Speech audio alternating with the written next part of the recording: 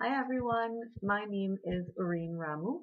I am a women's counseling psychologist in San Fernando and a proud AFET member, which the two things that actually brought me here today for you guys. I'm very excited about this virtual meeting. Uh, I don't generally get out much, and coming up to the meetings, as much as I enjoy them, don't really come up as often as I'd like to. I'm hoping that we're going to get some good feedback from this virtual conference or this virtual meeting, and hopefully it could become something that should not replace our face-to-face meetings, because I think we want to enjoy our networking and communicating with each other face-to-face. But we could probably do this a few times a year, and I hope everybody likes it well enough to want to continue it. My job today is to talk to you all about mental health and perimenopause. And the first thing I want to do is I want to make the distinction between menopause and perimenopause. So, perimenopause, peri is Greek for around. So, around your menopausal time. So you haven't hit menopause yet, but you're kind of getting there. And that time period could be anything from a few months to 10 years. So imagine that 10 years of menopausal symptoms and you haven't even hit menopause yet. So that's what that is. Menopause itself is when you no longer are having a cycle. So the transition looks something like this. Perimenopausal symptoms, and you get your last cycle. There's a 12-month time. Every month for 12 months, you must not have your period. And then that 12th month is when you can officially say that you are menopausal. So there has to be a 12-month break between your last period and not having a period anymore. And that's how it's looked at. There are several symptoms to menopause and perimenopause, and they're all pretty much alike. And I want to make one special mention about depression a little bit later on. There are about a total of maybe 34 or 35 symptoms that women go through when they're in their perimenopausal stage, and they go from being cognitive to physical to psychological. The physical seem to outweigh the cognitive and the psychological more than anything else. With your physical, you have the fatigue, you have the hot flashes. Everybody knows about the hot flashes. You've got weight gain, you've got shorter cycles, longer cycles, all sorts of things going on there. Some people have indigestion. There are headaches, tingling, ringing in the ears, that kind of thing. I wouldn't even go on to list them, but I do have a list, and I am going to provide it once I figure out how to, make it work in the video. But there is a list. The cognitive issues would be things like not being able to concentrate anymore, as well as memory lapses.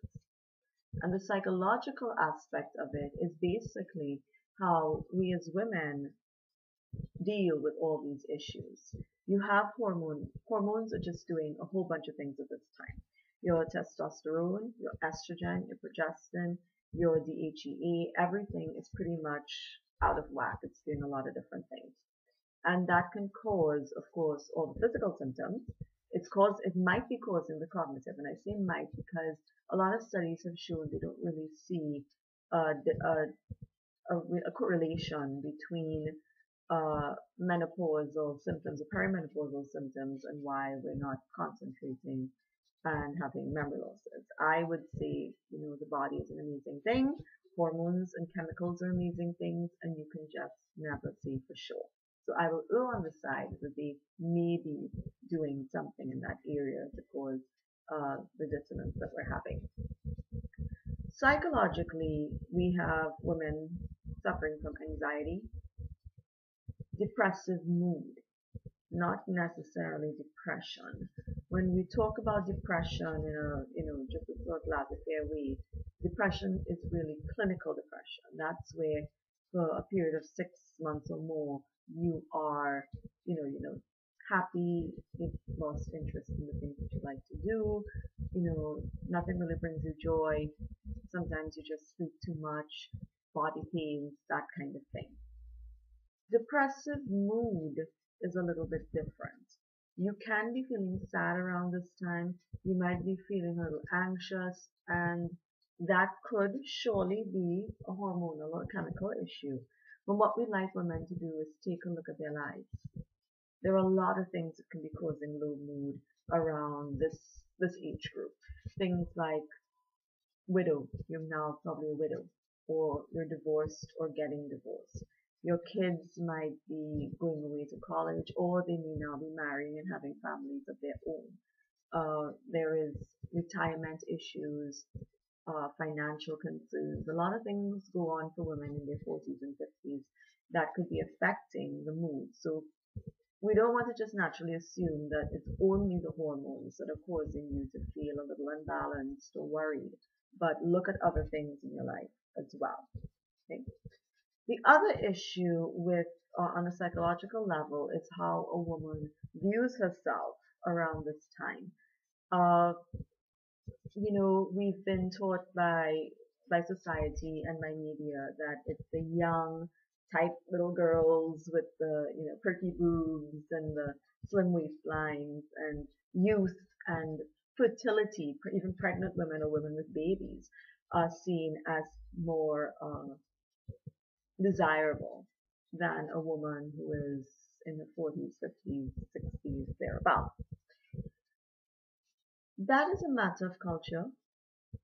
There are cultures that love women who are older because they have more power. They have all that crone wisdom. They're actually considered to be the elders in society who can offer information and give the younger generation so much of their knowledge. In Western civilization, however, that is really not true. And there are a lot of great grassroots movements that are trying to prove to women and prove to the rest of society that women in their crone stage, as some people call it, or in the menopausal stage, are actually, they have value, you know.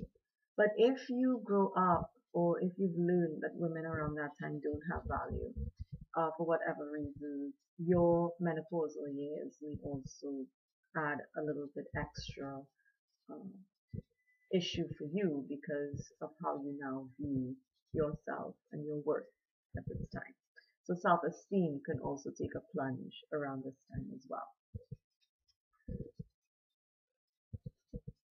How you view your symptoms would be another thing we want to look at. A woman who is very irritated by her hot flashes will find that those hot flashes are just really weighing her down. They're a real problem. She'll talk about them all the time. Another woman for whom hot flashes just don't bother her, she's not going to be worried by those symptoms. There are some women who a little pain in the back or a little, twinge on the side, it doesn't disturb them. For somebody else, a pain or a twinge becomes a big issue, and therefore the change in life becomes a major issue. I would like to hope that we can start changing how we perceive our symptoms a little bit by educating ourselves. I am a very big fan of educating people about anything I can get my hands on to educate them about, because we need to have information in order to function. And there are a lot of really great books and amazing websites out there and Facebook pages that can help you sort of come to terms with this shift. Some studies have actually shown that even though younger people may view menopausal women as not being as attractive or as desirable as younger women, women at this age seem to be pretty okay with themselves. They're not really as concerned about issues, a lot of the issues that I spoke of just before. They're actually pretty satisfied with their lives at that point. And that has to do with a certain level of maturity, again, for some women. For some women, maturity sometimes just kind of never comes, and everything is a hassle and everything is an issue. But we're talking about the women who, really find value in themselves, and they understand what's happening to their bodies, they understand what's happening to their lives, and they're stepping into their 40s and their 50s with a lot of grace and a lot of joy and excitement and anticipation.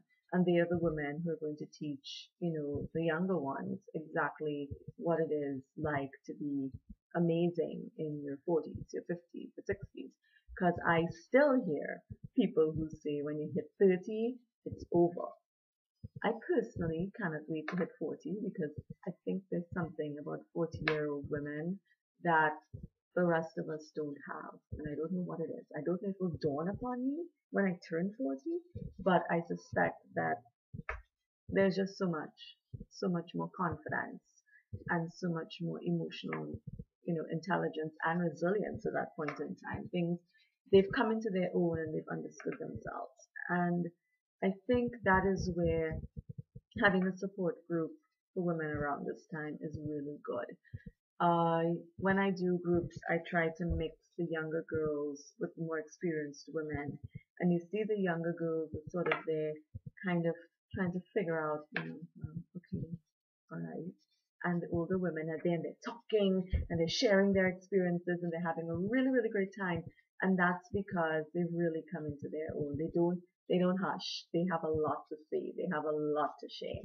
The younger ones, you can actually see them sort of go back and they're looking on in amazement at these women. And afterwards, the feedback I usually get is, these women are so strong and so powerful and so confident and they can't wait to be like that one day. So I think for those of us who are open and willing, things are shifting when we look at how older women are perceived. One of the websites that's really excellent for women who are menopausal would be Red Hot Mamas. Yes, Red Hot Mamas, that's it. .com. I think it might be a UK site. It could be a US site, but either way, it doesn't matter. It's full of really, really amazing information. So I would, suggest that you guys check that out. And again, when I'm video editing, hopefully I can figure out how to put it down here. It's probably down here already. What can you do besides education to understand what's going on with yourself? So educating yourself is one thing, and there's a difference between going to the doctor and having the doctor tell you and hand you a pamphlet. Women now have lots of access to the internet and to books, well, your Kindle and so on and so forth. And you can read up a lot of information that can help you. So that's one. Talk to your GP. Hopefully he or she will be knowledgeable enough. Talk to your gynecologist.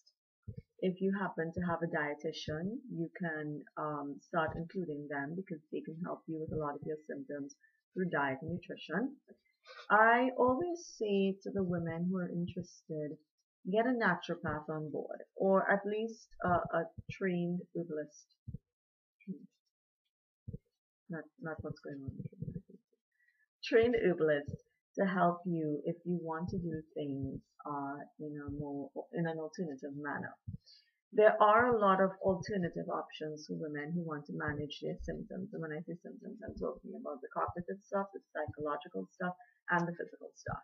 There are herbs, batch flower essences, aromatherapy, acupuncture, I'm sure there's a lot more, craniosacral therapy, Reiki, a lot of options out there to help you manage your symptoms without taking medication. I respect medicine and I respect its place. I know that it is very valuable. I do not agree with giving women Prozac and Zoloft to manage menstrual symptoms, menstrual and menopausal, because premenstrual dysphoric disorder, PMDD, is now being treated with the birth control pill and with psychotropic medication.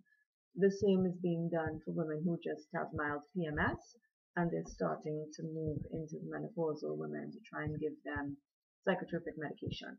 I'm not a fan of it, however, I just want women out there to know that that is an option, along with hormone replacement therapy and That's pretty much it. Those are really the medical ones that you have. And the bioidentical hormones. I don't really know a lot about bioidentical hormones. This may be the first time you're hearing about it. I suggest you research it and see what all the fuss is about, because when I listen to people speak, they don't talk about just buying the hormones over the counter. They want the bioidentical hormones. So I suggest you give that a search as well. So you have your education, you have speaking to your healthcare professionals, and also additional support. Additional support in the form of, you and your girlfriends can get together, have some, I want to say have some wine, but the indications are, you don't want to have a lot of caffeine and alcohol when you're menopausal symptoms, but forget that for a second. Get together, have some wine, and sit down and talk. Talk candidly and realistically about your symptoms. There are a lot of women today still in 2013 who will not speak openly about their menstrual cycles. They do not speak openly about sex. They do not speak openly about menopause. Why? Because it's taboo. There's a sense of shame. I mean, it could be anything. But I don't think that is the way for sisterhood to go. I freely speak about menstrual cycles, especially to my clients, and you'd be surprised how much women don't know. Really, just how much they don't know. I can't even say how much they do know, how much they don't know. And in speaking with other women, you'll understand what is normal and what is abnormal, and what might be unique to you might not be unique to another woman. That's just the nature of it. In talking, you can learn about new therapies, you can learn about how to manage your symptoms naturally, or, find some, cool folk, remedies somewhere along the way. It's really good to talk. And that talking, that sisterhood, that connection is very good for mental health and feelings of well-being. So again, you can educate yourself, get in contact with your doctors, but also find support systems, not just necessarily face-to-face with people, but also on Facebook and online forums specifically geared toward perimenopause and menopause, so that you can understand a little more as you go through this. And you might not find it as irritating, or some women might not find it as irritating as they think it is. One of the things that we have found through research, and this is actually good news because I talked about this in an emotional intelligence presentation already, and it's that women in their 40s and 50s start coming into their own a lot, and there are a lot of things that they have that we as younger people want. It's the self-confidence, it's the self-control, the ability to maintain the self, emotional resilience, high emotional intelligence at this point. Emotional intelligence is going through the roof. Body acceptance and discernment. There is a belief that as a woman gets older, for some reason, I'd like to think it's her intuition kicks in a little more, but she's able to discern people's motives a little better. I'm going to say that's intuition. It could be a number of things. It could be life experience, whatever, but definitely I'm going to go with intuition. So there is something to look forward to, and that's that sort of self-worth, self-esteem, wisdom aspect coming into it.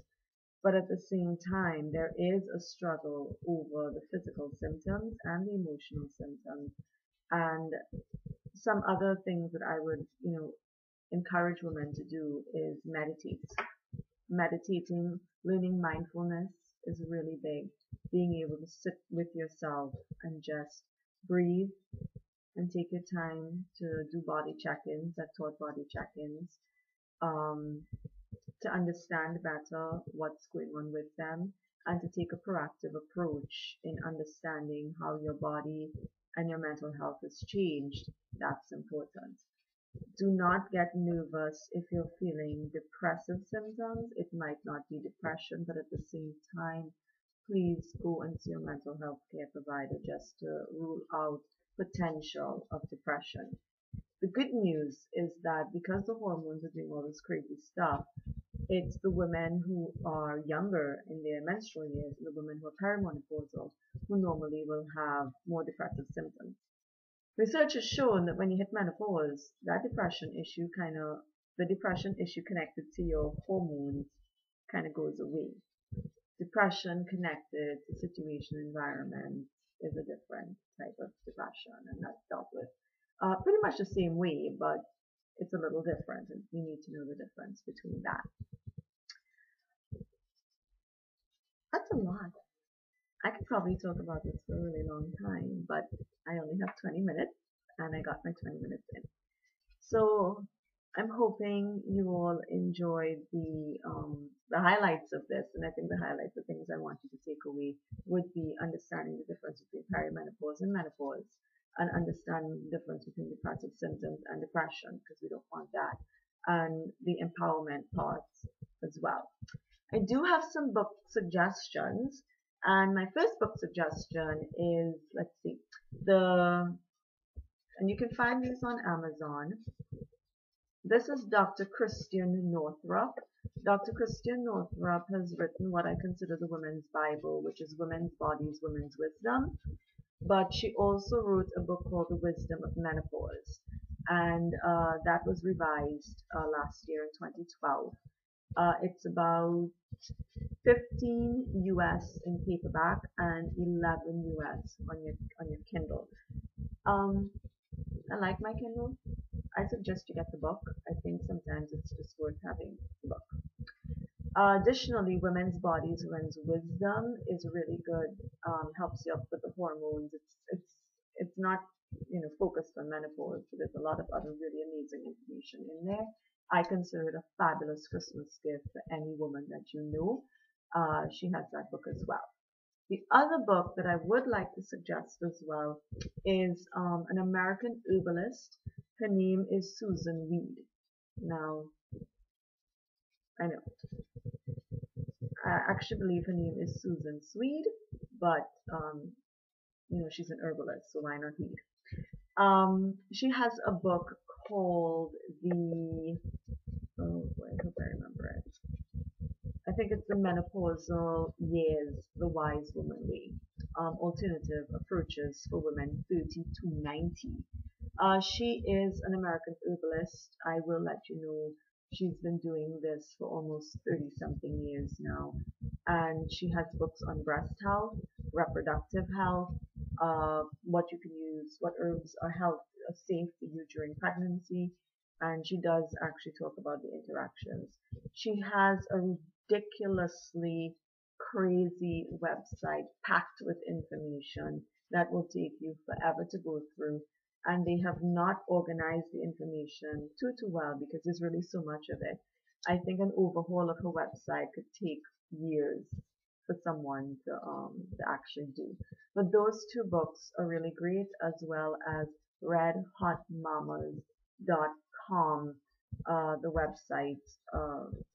Actually, I'm sorry, it's redhotmamas.org. It's a really great place to get information.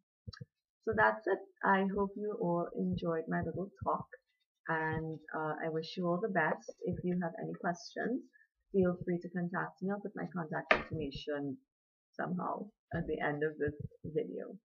Thanks much. Bye-bye.